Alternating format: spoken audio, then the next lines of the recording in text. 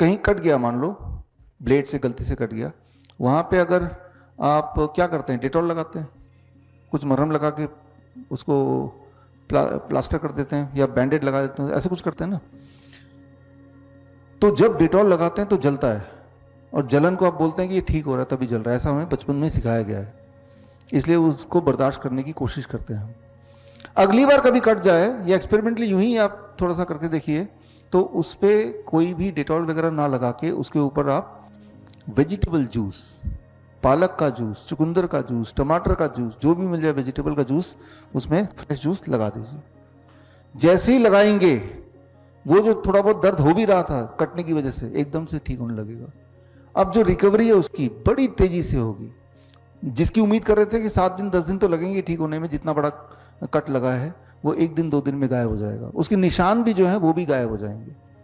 तो मैं ये बोलना चाह रहा हूं, जो वेजिटेबल होते हैं उसका जो जूस होता है वो क्यूरेटिव प्रॉपर्टी होती है, वो इन्फ्लेमेशन को, घाव को ठीक करती है, वो असली मरहम है। अब आपके तो हाथ में नहीं कटा, आपके तो इन्फ्लेमेशन यहां पे है। इस पे आते हैं, अगली बार जब कटेगा और बाई चांस आप कुछ ऐसा करते हैं कि कट गया, कोई बात नहीं, ठीक करते हैं।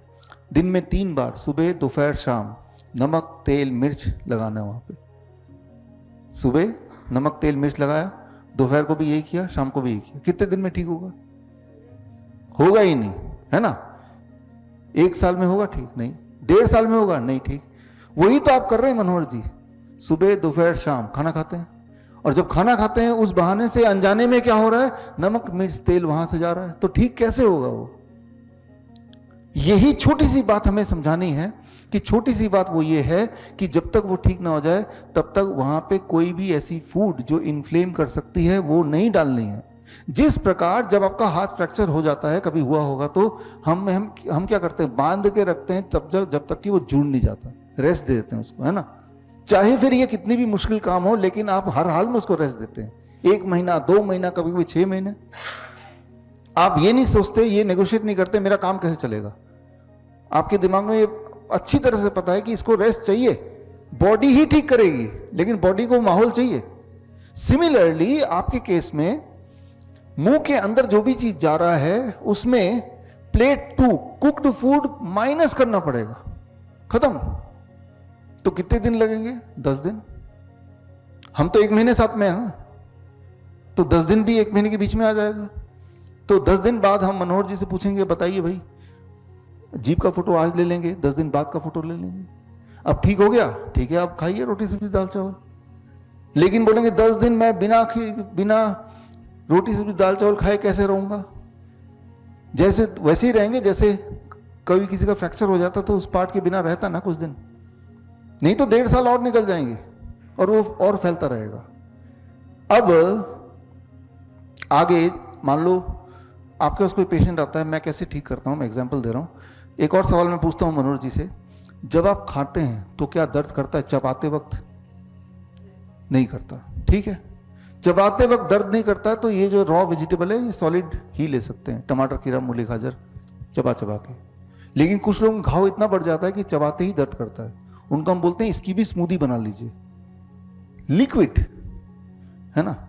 एक आखिरी बात इनके लिए, सुबह टूथपेस्ट करते हैं आप, टूथपेस्ट कोलगेट कुछ भी, है ना।